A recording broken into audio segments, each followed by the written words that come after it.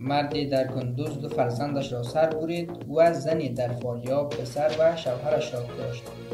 به نام خدا و با عرض سلام بیننده های عزیز، به یکی دیگر از خبرهای داغ امروز از چینل یوتیوب همدلی خوش آمدید.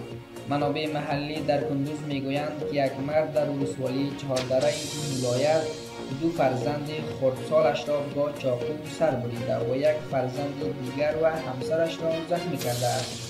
به گفته منابع این رویداد بامداد یکشنبه 4 سنبله در روستای گلباغ ولسوالی چهاردره افتاده است.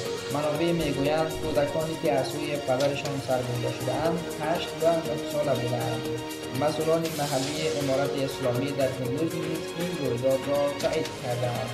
جمع‌الدین خاکسار سخنگوی فرماندهی امنیه امارت اسلامی در کندوز میگوید که این مرد به اتهام قتل فرزندانش بازداشت شده است. از سوی هم در یک رویداد دیگر یک خانم در فاریاب پسر و شوهرش را کشته است.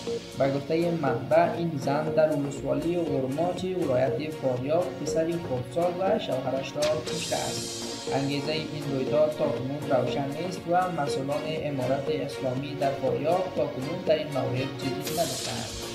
این بود خبرهای داغ امروز که تقدیمتان کردیم. تا خبرهای دیگر، خداوند نگهدارتان.